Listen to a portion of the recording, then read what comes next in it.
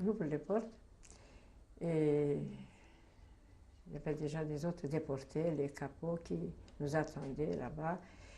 C'était... On a vu tous ces barbelés quand on a descendu dans ce vacarme. Tout ça, enfin, qu'on avait de l'air, on a respiré. C'était bien parce qu'on avait déjà de l'air. On est descendu comme ça, comme des bêtes. On nous poussait, il fallait que ça passe très vite. Et on a vu des gens qui courent de tous les côtés avec des foulards, avec des robes rayées, des rasées. J'avais l'impression que, je dis, mais on nous amène dans un asile de fous. C'était vraiment, je croyais que c'était fou. Parce qu'on courait de tous les côtés, derrière ces barbelés, on ne savait pas que c'était des barbelés, mais c'était quand même des barbelés. Hein. Et c'était ma première impression. Je n'oublierai jamais. Je courais de gauche à droite, et il y avait des petits foulards carrés là-bas, sur la tête, et les autres rasés complètement. C'était une vision que vraiment, quand on est descendu de ce train, dans ce bruit que nous faisait, là on l'a déjà vu, déjà dans les wagons, dans tout le chemin, on a vu que la cour de combat était accompagnée avec les Allemands, hein, on n'a plus vu les Hongrois. Là, on était complètement dans leur domaine, quoi. Voilà. Mais des fois, on a soupli. Je crois que même une fois, on a ouvert le wagon, qu'on a jeté quelqu'un au dehors, qui était mort entre-temps. Mais on a tout de suite refermé. Voilà. Alors, quand on est descendu, tout de suite, on nous a... Je ne sais pas comment ça s'est passé, tellement vite qu'on est descendu du train et je crois que jamais je parlerai que... On n'a même pas eu le temps d'embrasser notre mère, on ne savait même pas qu'on va être séparés. Et d'un seul coup, on se trouvait sans elle. Sans elle, on l'a plus jamais revue. On ne l'a même pas embrassée, on ne lui a pas dit au revoir ou quelque chose. On nous a séparés d'office. C'était vite fait, sans vraiment... Ça a duré quelques secondes. Quelques secondes. Et j'avais une cousine qui était aussi avec nous dans le train, qui a gardé le bébé de sa belle-sœur, qui, elle, était malade et qui est restée dans le ghetto. Et il est venu, ce garçon-là, ce déporté qui était chargé de ça, parce qu'il y avait des commandos qui travaillaient là-dessus. Hein. Ça a duré quelques heures. Après, hop, on lavait, on nettoyait, et les autres arrivants arrivaient. Quand on arrivait, c'était impeccable, on ne voyait rien, il n'y avait pas de traces ou quelque chose. Oui, c'était horrible. Et après, c'était la sélection, voilà. Elle a gardé donc ce bébé? Elle a gardé ce bébé, et puis il est venu, il y avait un député qui est venu, qui lui a vraiment presque arraché ce gosse de ses bras, et qu'elle le donne. Qu'elle le donne. Lui, il savait pourquoi. Lui, il savait pourquoi. Il y avait à côté de nous des filles un peu plus jeunes que nous, quoi. Il leur disait, dis que tu as 20 ans, dis que tu as 20 ans, dis que tu as 20 ans. Vous savez pourquoi? Si on te demande, dis que tu as 20 ans. Quel risque ils ont pris pour nous dire ça, hein? Les amants étaient à côté avec les chiens, avec comment on dit déjà, avec les bâtons, tout ça, ça battait, ça se hurlait de tous les côtés. Ça n'a jamais plus revu notre mère. C'était en quelques secondes, je ne sais pas si ça a duré, je ne me rends pas compte, mais c'était tellement vite fait, cette séparation, c'était terrible. Bon, c'est comme ça. Je m'en veux pour ça. Pourquoi on l'aurait au moins embrassé, on lui a dit un gentil mot ou quelque chose, du courage, ou on se relèvera ou quelque chose. Bon, après c'était la sélection. C'était ça. À gauche, à droite, à gauche, à droite. Vous ne savez pas non plus que c'est la sentence. Voilà.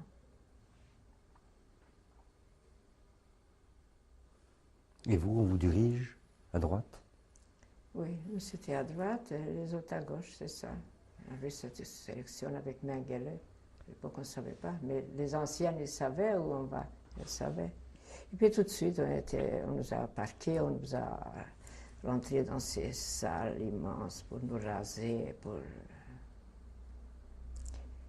nous déshabiller, tout ça.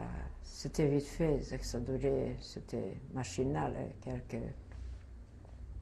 ça n'a pas duré très longtemps. Hein. C'était à la chaîne, hein. À la chaîne, à la chaîne. On est devenu des pantins, quoi, en sortant de ça. Moi, j'ai pas eu la chance parce que j'ai eu une paire de chaussures très déchirées ou quoi, ce qui n'était pas à ma pointure. Et c'est avec ça que j'ai fait toute l'année. En hiver, j'ai été obligée de les ficeler avec je sais pas, de fil de fer que j'ai trouvé quelque part pour aller nager et pour aller ramasser la neige. Après, on est arrivé dans le bloc 32, ce fameux bloc 32. Je ne savais pas que c'était fameux, mais après que j'ai vu qu'il y avait vraiment beaucoup comme nous là-bas, on s'est mis à pleurer. Là, on a commencé à pleurer. On a vu qu'est-ce qui se passe, où sont les parents. Et puis là, après, elle est venue, pourquoi qu'on pleure? On s'est heureux qu'on est là. Regarde, tes parents, ils sont déjà là-bas, ils sortent par là, dans la fumée. Et cette odeur âcre. Il y avait des chariots qu'on portait des morts comme ça devant nous, comme ça, les cadavres, dans la journée. Mais déjà là, en descendant, on ne savait pas qu'est-ce que c'est. Cette odeur qu'il y avait, que ça fumait. Après, elle nous a dit qu'on ne pleure pas parce que les parents ils sortent déjà par la cheminée là-bas, tu vois. Et j'avais une cousine là-bas qui était plus âgée que nous, Esther, elle s'appelait. Et puis elle nous a encouragés. Même là-bas, on était par terre parce que nous, on n'avait pas la chance d'avoir ces lits là-bas. Les chalits. Les chalits. Voilà. Parce qu'on était carrément par terre. Dans la boue, je ne sais pas, c'était. La terre battue. La terre battue, même pas de paille, on n'avait pas de droit à la paille ni rien. Et on était collés vraiment l'une contre l'autre. L'une contre l'autre. Et c'est comme ça qu'on est resté assises là-bas dans ce bloc-là. Jour et nuit, jour et nuit. Et des fois, elle, je n'ai jamais oublié, Esther s'appelait. C'était la fille de mon oncle qui était pieux, qui a fait toujours la prière dans le wagon jusqu'à la dernière minute. Elle avait encore une sœur avec nous. On était des cousines germaines. On avait, je ne sais pas, 4 ou 5 couples comme ça, comme ma sœur avec des autres. À l'époque, il y avait plus d'enfants qu'aujourd'hui. Il y avait une ou deux filles, des garçons. Et même là-bas, des fois, je ne sais pas comment elle a fait, elle a essayé de nous dérider. Je me rappelle, une fois, on a même souri. Elle nous faisait des blagues. Elle nous faisait des blagues. Et quand on vous a dit vos parents sont partis en fumée, vous y avez cru? Oui, elle nous a dit avec un tel sérieux tout ça. Là, on a compris qu'est-ce qui se passe. On a compris, pas tout à fait, mais on a vu déjà les capots. Les capots étaient habillés. Nous, on n'a jamais été des capots. On n'a eu aucune fonction. Je ne sais pas comment. Il y avait des filles de notre ville qui étaient vraiment des familles honorables, tout ça. Enfin, je me demandais comment elles peuvent faire ça, de nous battre, de crier. Et elles étaient des privilégiées. Déjà, elles mangeaient plus. Elles étaient habillées, elles avaient un tablier, elles avaient un foulard. Elles avaient l'air humain. Nous, on était comme des animaux, on était comme des bêtes. Je crois que même des bêtes sauvages, parce que on nous battait, on sortait comme au milieu de la nuit, à 2 heures du matin. À 2 heures du matin, on nous sortait de ces baraquements là, pour faire le tir à la pelle. Et ça durait jusqu'à 11 heures le matin. 2 heures de la nuit jusqu'à 11 heures du matin. Comme ça. Et puis il fallait être par les rangées de sec et pas se perdre. Les familles les plus proches, les cousines, on était toujours dans la rangée, l'une à côté de l'autre. Et ça comptait, et ça comptait, et on comptait. Et puis combien de fois on s'est pincé comme ça le visage pour avoir vomi. Quand les amants sont passés pour le tir à pelle, pour qu'on ne sorte pas. Et puis c'était comme ça. Hein. Quand il y avait la place pour le crématoire, il fallait emmener du monde. C'était. Mais nous, on n'a pas travaillé à Auschwitz, comme j'ai maintenant une amie que j'ai rencontrée là-bas, qui a travaillé 2 mois, très dur. Nous, on n'a pas travaillé. C'est pour ça d'ailleurs que nous ne sommes pas tatoués, parce que 2 mois après, on est parti. Comme ça, on a entendu qu'il faut aller quelque part, il faut travailler. Et, je sais pas, on s'est présenté. Et c'est toujours moi qui ai d'aller devant, et notre cousine, parce qu'on était plus grands. Et même, déjà après des mois, j'ai maigri, mais j'étais toujours bien. Non, je ne suis pas très grosse, mais j'étais plus forte quand j'étais jeune fille, même après. Et on savait que si m'arrivait, il faut courir là où. On ne savait pas laquelle est la bonne rangée. Seulement, il faut courir là où on me met, moi. J'étais le cobaye, quoi. Le cobaye. Et donc, au bout de 2 mois à Auschwitz, comme ça, à attendre. C'était le jour et nuit, le tiers-appel. Le tiers-appel. Je ne parle pas des latrines et tout ça. C'était pire que des bêtes. Pire, je ne sais pas. Aujourd'hui, j'essaie de me rappeler comment elles étaient ces latrines, parce que c'était notre cauchemar de la vie. Et se manger, c'était vraiment. Il y avait de l'herbe avec du sable. Du sable. Et on se tuait pour ça. Pour en avoir une cuillère de ça. Et le premier jour, je me rappelle qu'on a donné du fromage, quelque chose qui puait, et on ne voulait pas. On dit non, on ne mange pas ça, non, on ne mange pas ça. Il y avait des petits bouts comme ça, des petits carrés de fromage. Mais après, on l'a mangé. On l'a mangé. Le premier jour, on ne voulait pas. On n'avait pas encore assez faim. Après, on s'est arraché. Il y avait, je sais pas, comme maintenant, il y avait du sable là-dedans, de l'herbe, carrément. Je pense que c'était carrément de l'herbe, et avec du sable, de l'eau, comme ça. Ça, c'était notre nourriture pour la journée, avec un bout de pain. Comment on cachait ce pain ici? Il y en a qui le mangeaient tout de suite, il y en a qui le gardaient. C'était jamais un goût de pain, je ne trouverai jamais le goût de ce pain dans aucun pain qui existe comme celui-là il avait.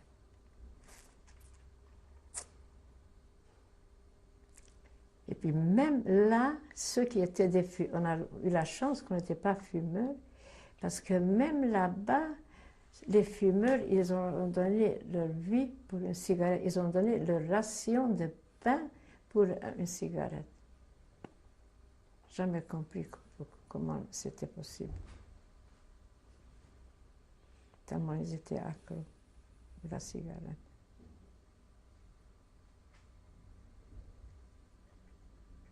Ouais.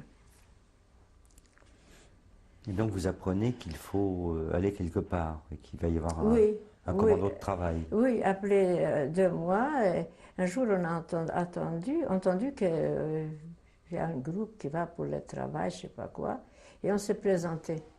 Mais il faut croire que ce n'était pas pour le travail, au fin de compte, parce qu'on nous a parqués dans les trains et on est arrivé à Stutthof. On n'est pas allé nulle part travailler, mais à Stutthof. C'était encore l'enfer en pire que Auschwitz. Là, c'était vraiment à côté, tout, on voyait les malades.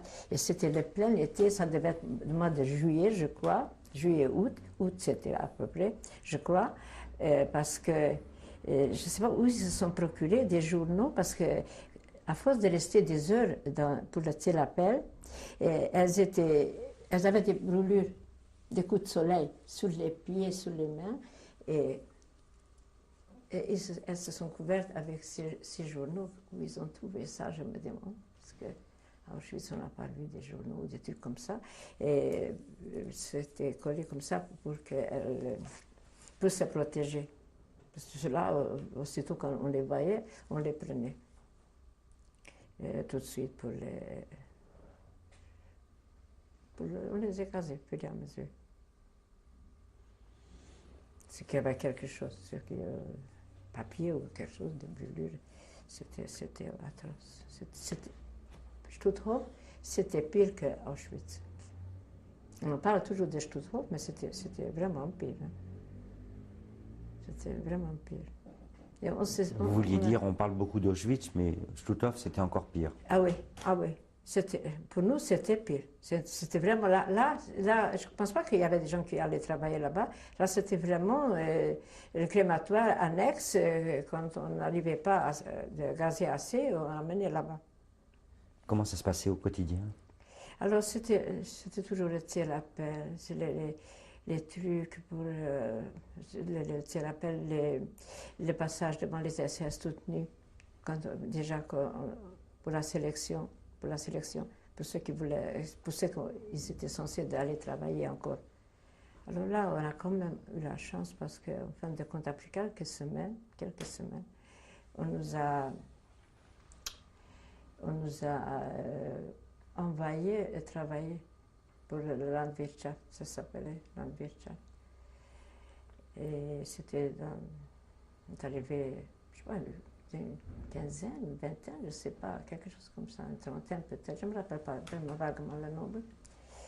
Et ça, c'était en train qu'on est arrivé là-bas, on nous a emmenés. C'était chez des Allemands. C'était loin de Stutthof? Ah, je crois, je ne me rappelle pas combien on a voyagé, mais c'était pas très près. Alors il faut croire que c'est des Allemands, ils n'ont pas eu de main-d'œuvre. Ils ont demandé la main-d'œuvre pour ramasser le blé, c'était en août, quelque chose comme ça.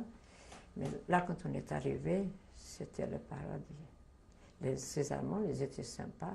Ils nous ont donné, je me rappelle le premier jour, ils ont vu qu'on a tellement faim, ils nous ont apporté du miel. Après, je ne sais pas, 4 mois de Auschwitz et Stutthof, c'était unique. Qu'est-ce qu'on s'est régalé. Là-bas, pour la première fois qu'on a vraiment mangé à notre faim. Mais ça n'a pas duré longtemps. Quelques semaines. On travaillait assez dur quand même. On faisait les bottes de foin aussi. Et puis on marchait des fois. À la fin, il n'y avait plus quoi faire. Alors on partait le matin dans ces champs de betteraves. Et on revenait. Mais c'était tellement fatigant que c'était déjà mieux quand on faisait les... Nous, on n'a jamais vu de la campagne. On venait d'une grande ville, nous. Des champs avec du blé, il fallait faire ces bottes-là. Je pense qu'aujourd'hui, j'arriverai peut-être de le faire si il me faudrait faire ça comme ça par plaisir. J'aime bien d'ailleurs la campagne, j'adore ça. Vous avez aussi ramassé des betteraves, c'est ça? Oui, c'est ça, là-bas, c'est ça. Et puis malheureusement, ça n'a pas duré longtemps. Et hop, retour à Auschwitz. À Stutthof, pardon, à Stutthof, pour la deuxième fois. Et là, en arrivant, c'était le calvaire parce qu'on nous a mis dans un bloc avec les malades qui revenaient, parce qu'il faut croire que quand ils sont allés quelque part pour travailler, alors quand on déportait, c'était pas longtemps valable, quelques mois, après il fallait changer, faire la relève. Et on nous avait dans ce bloc avec les malades, on savait que voilà, maintenant, comme si on n'était pas déjà valide, comme si c'est terminé pour notre carrière, est terminée, et puis voilà. Et puis on s'est vu rentrer avec tous ces malades qui étaient là, qui attendaient d'être gazés.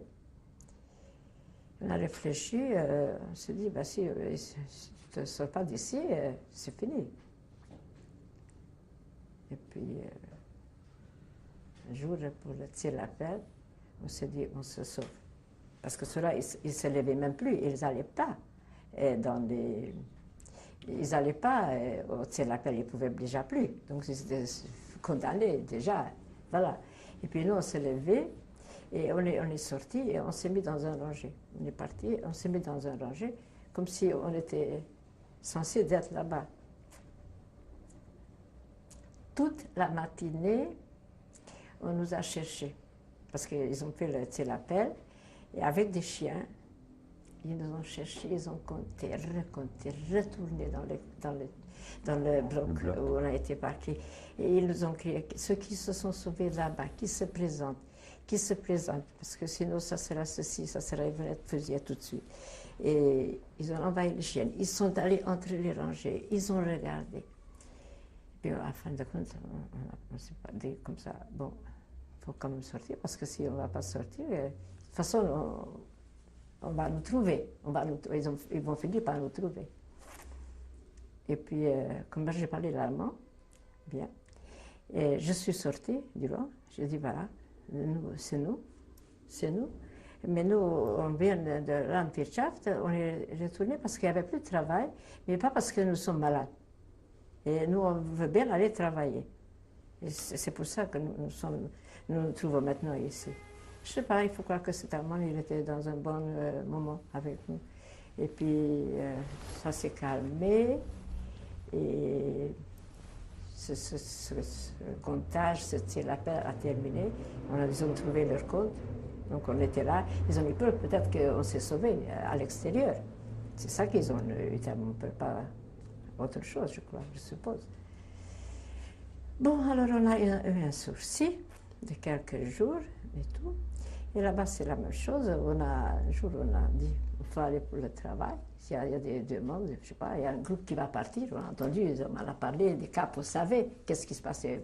C'est eux qui, des fois, ils ont lâché un mot par-ci, par-là. Et puis, on s'est présenté. Alors, un tir appel, encore une fois, toute nue devant les SS. Comme ça. Et là-bas, effectivement, on est parti pour le travail. On est parti à Sophienwalde. Je ne sais pas comment ça pouvait être loin de là-bas. On a voyagé dans des camions, je crois. On était 500, on était sélectionnés 500 femmes pour ça, pour aller là-bas. Et là-bas, on a travaillé, on a fait des routes. On charriait des pierres sous comment on appelle ça déjà? Des remblais? Non.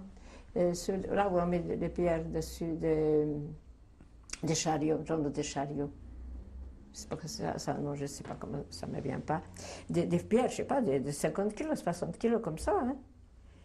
Sans manger, sans rien. Et on les portait pour construire la route. Ça, on faisait du matin au soir. Du matin au soir. Sans manger, sans rien. C'était très, très dur. Très, très dur. On était très mal nourris. Un peu mieux qu'à Auschwitz, quand même. Et puis là-bas, c'était ça. On travaillait. Puis là, je peux raconter quelque chose quand même. Un jour, j'étais malade, j'avais la diarrhée. Et c'était vers la fin déjà. Et là, on était couchés, on avait des blocs, je ne sais pas par combien, par 10, 15. Et on couchait sur la paille, carrément. Et quand on s'asseyait, on entendait le bruit parce que c'était de l'eau, il y avait la boue en dessous, vous voyez. Et j'étais très malade un jour. On était ma cousine, ma soeur, on était toute la famille à peu près de 8, 10, 12, quelque chose comme ça dans ce bloc. Et un jour, j'étais malade, j'avais la diarrhée et je ne voulais plus me lever pour aller travailler. Je dis, je ne vais pas. Qu'est-ce qu'ils n'ont pas essayé que je me lève? Parce qu'ils savaient que je ne me lève pas. Je reste dans le bloc, je ne sors pas pour le travail. Et ils viennent, et puis les SS vont tout de suite me renvoyer, me fusiller sur place. Je désobéis, je ne voulais pas me lever. Et j'étais tellement décidée, j'avais tellement assez. Et les pauvres, elles sont toutes parties travailler. Je dis, je m'en fous qu'on me tue, qu'on me fusille. Je ne peux pas et je ne me lève plus. Je ne me lève pas d'ici. Et elles sont parties au travail sans moi. Et bien sûr, les SS sont passés. Et il y avait l'SS qui rentrait dans le truc et il a regardé. J'étais là, j'étais seule par terre, là-bas, sur la paille, mouillée et tout.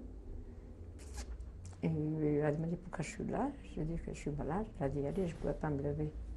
Et au lieu de me sortir et de me fusiller ou m'envoyer sur le camion pour partir, parce que là-bas, il n'y avait pas le crématoire, on avait l'avantage, mais on venait nous chercher, même du travail. Quand il fallait avoir 100 personnes, on venait du travail, ça je raconterai après, et chercher pour avoir le nombre de personnes qu'il faut pour le camion, pour partir à être gazé.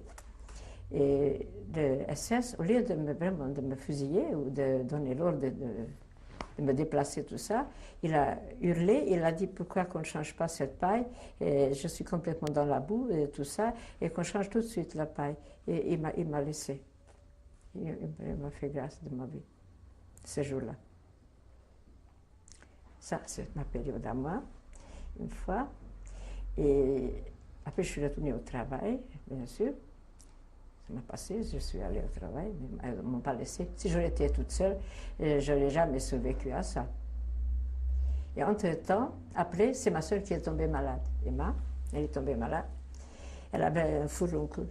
À force de travailler, de porter ses trucs, et elle avait un fourroncle à la jambe. C'était grave là-bas, c'était grave. Il ne fallait pas être malade. Il y avait une infirmerie, mais il ne fallait pas être malade parce que chaque semaine, tous les 10 jours, il y avait le camion qui ramassait et vidait l'infirmerie et on laissait la place pour les autres. Et un jour, au travail, on a entendu parler que demain, il y a le camion qui arrive. Ma soeur était dans l'infirmerie. Elle ne pouvait plus manger, déjà elle était très malade. Il y avait encore des amis que je connaissais qui étaient là-bas. Je me rappelle encore aujourd'hui qu'elle ne pouvait pas manger, mais on lui donnait quand même la ration de pain. Et le soir, après le travail, je suis montée chez elle et elle m'a supplié que je prenne son pain, qu'elle ne peut pas le manger et tant tu travailles, et prends-le. Et j'ai laissé ce pain là-bas et je ne l'ai pas pris. Je dis non, je ne pouvais pas prendre son pain.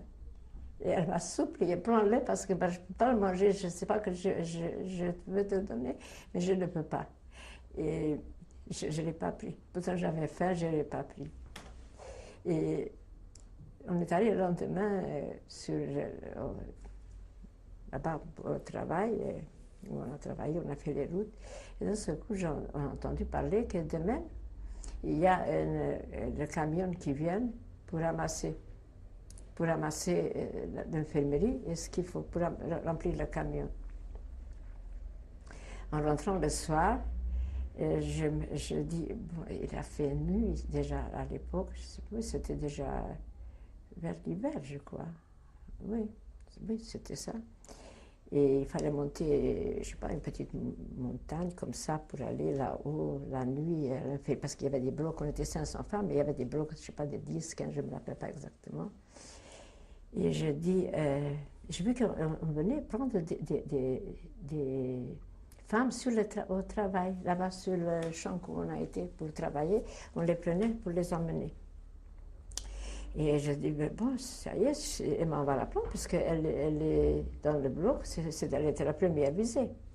Et le soir, je suis montée voir la doctoresse, et je l'ai implorée, j'ai tellement pleuré, et j'ai dit que j'ai plus personne au monde, et sauve-la, moi, ne me laisse pas toute seule, et qu'elle fasse quelque chose, qu'elle ne soit pas emmenée.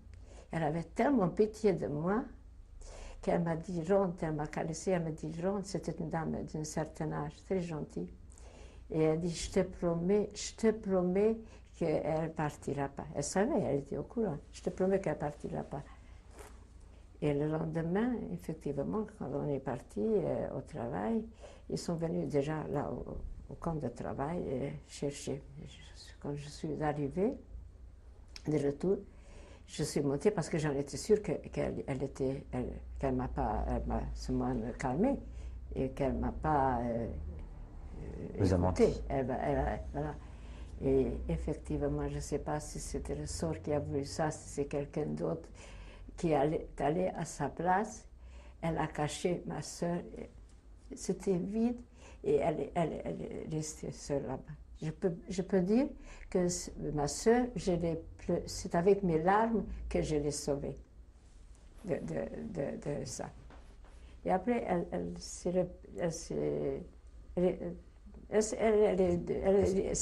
est guérie, elle s'allait mieux et voilà. Soon in Paris, France. Votre sœur est rétablie, elle a été sauvée in extremis. Oui, in extremis. Après, elle m'a raconté ça en détail. Elle est restée, et ce docteur l'a guérie. C'était un miracle, vraiment. Un miracle. Et puis, elle est revenue dans le bloc. Peu après c'était vraiment la débâcle, quoi, des Allemands.